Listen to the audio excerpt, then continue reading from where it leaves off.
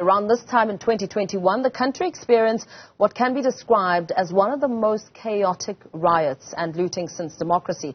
Parts of KwaZulu-Natal and Gauteng saw businesses looted and destroyed. Those events led to over 350 deaths. Now, senior lecturer at the University of KwaZulu-Natal School of Business and Leadership, Dr. Bhasela Yalezo, believes to avoid a repeat of the unrest, government needs to deal with the underlying frustrations and grievances, especially in marginalised communities.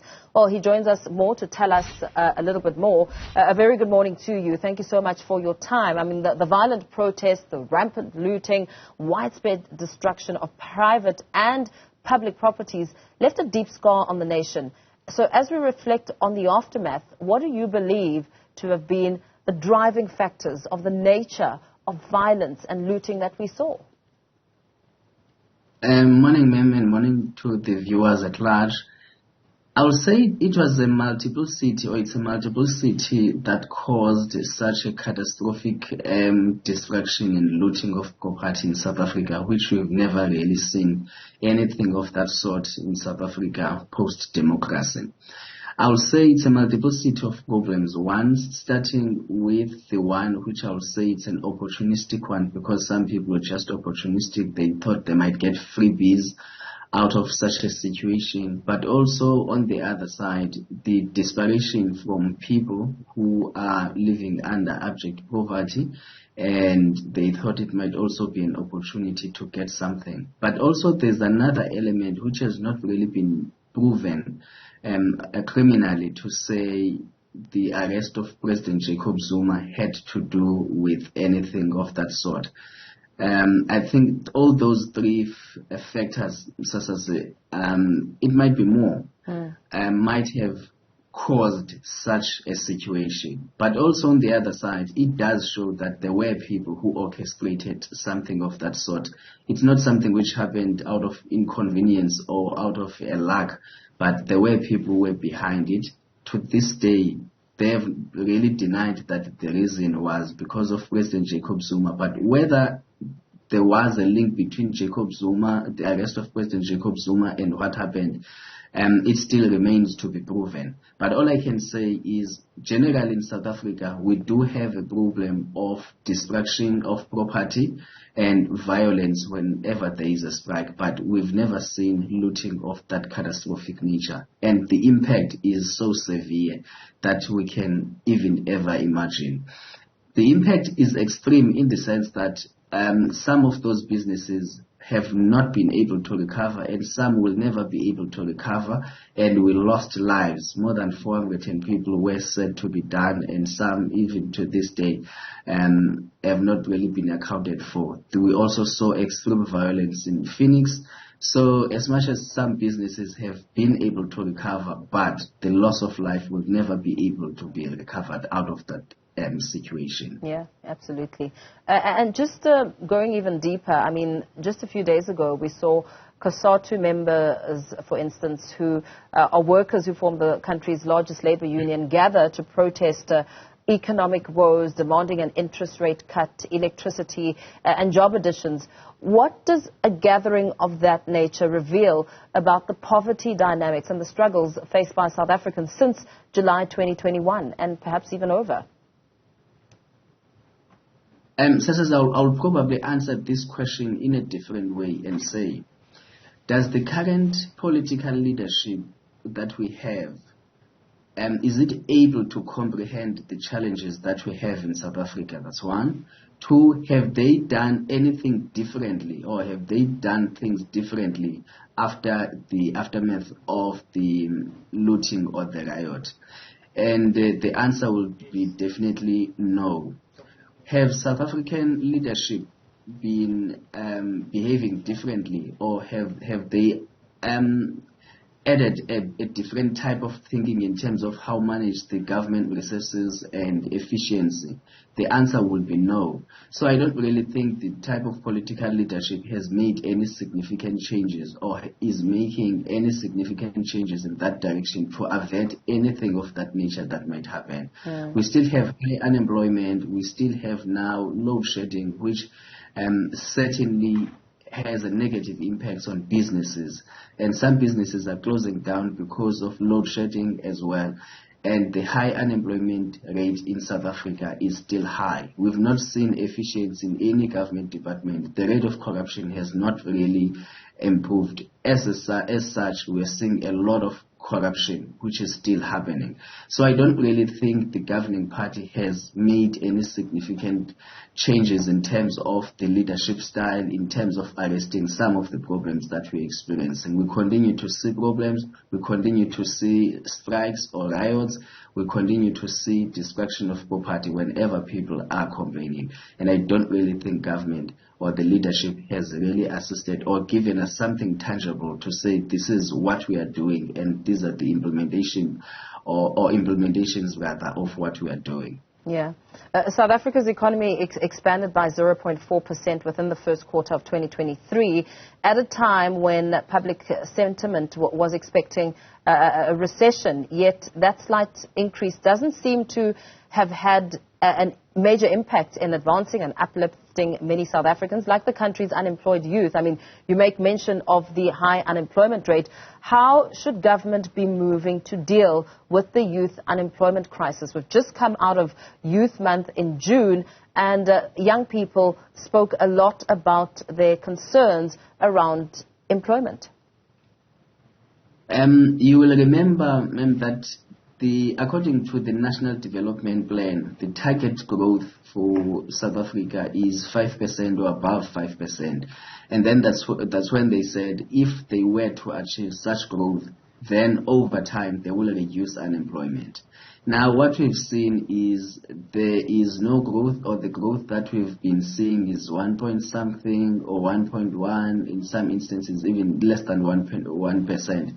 So the ANC government will not be able to achieve the National Development Plan target. So, which simply means whatever plans they made in terms of economic contribution, in terms of unemployment, we will never see any achievement of that target. And as such, that's why youth will continue to be unemployed. So, the employment, there's a correlation between economic growth and employment. So if economic growth rises, the employment increases as well, or unemployment decreases because there's a correlation. Now the economy is not performing. Load shedding is creating a problem of its own because it reduces the chances of people being employed, and some businesses are actually closing down because they have to work short hours. So we are not employing more people. I see the short-term projects of government where they say they are employing youth and giving them 100,000 jobs, but those are short-term measures. But all we need is a long-term measure where people have got job security, where businesses are flourishing, and then that's when we will see meaningful employment, which will also, on the other side, create economic growth, or economic growth that will create employment on the other side. Yeah. So what are your thoughts around perhaps challenging the norm by creating a youth that's work ready and an enterprise ecosystem that's open to integrating and absorbing this talent into productive work? I certainly agree with that point. That's what we need. But remember, government, for me, should take the lead.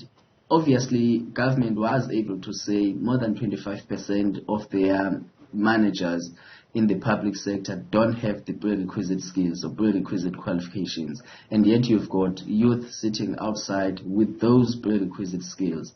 Now today what we see youth with degrees or qualifications being made interns instead of getting employment or getting jobs. So government, for me, should have been able to remove people who don't have qualifications or necessary skills in high positions of government, and then start employing people with the right relevant skills. Because over time, I mean, if a young person is employed with the good qualifications or with the necessary qualifications, after a year or two, that person will be able to be productive. But on the other side, what we tend to see is government gets to be given allocated money, particularly government departments, and we see a lot of money being returned because they did not have expertise, and for whatever reason, they are not able to spend that money. So had we employed efficient people in right positions, I think some of these government projects, which were going to employ a lot of people, were going to bring meaningful growth. So if we get efficiencies from government, we cut down on corruption, we make a conducive environment for businesses to thrive, and then we reduce crime, because some other businesses are not able to operate because of high criminality in South Africa. And if government were to stay strong on dealing with those issues and creating a conducive environment, businesses will employ more people and, of course, deal with the load shedding, which is catastrophic for many businesses. Yeah, absolutely.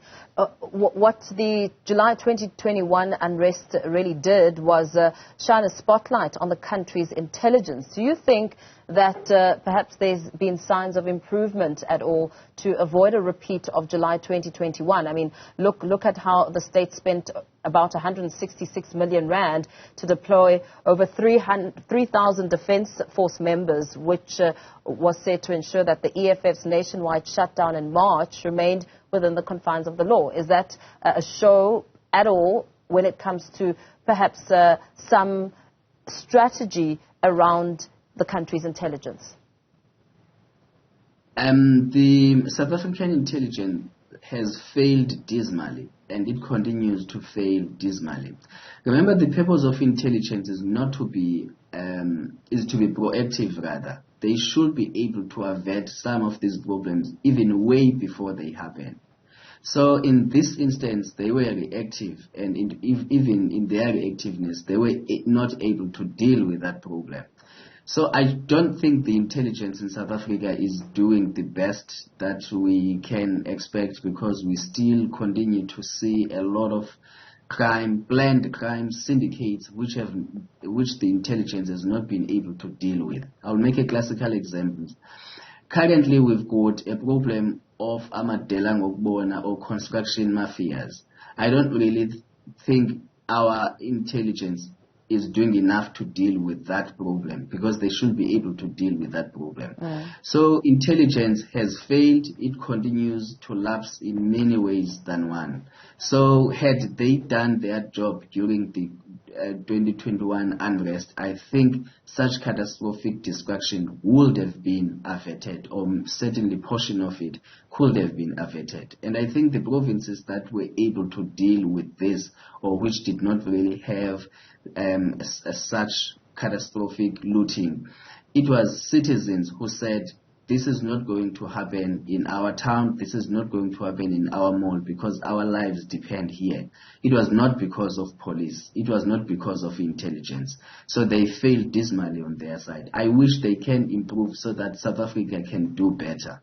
We see a lot of criminality, and you're saying to yourself, probably some of these things could have been averted, but seemingly the intelligence has not really been in that intelligent mode to deal with such problems. Some food for thought. Thank you so much for your time. That was UKZN School of Business and Leadership Senior Lecturer and Political Analyst, Dr. Bhasela Yalezo.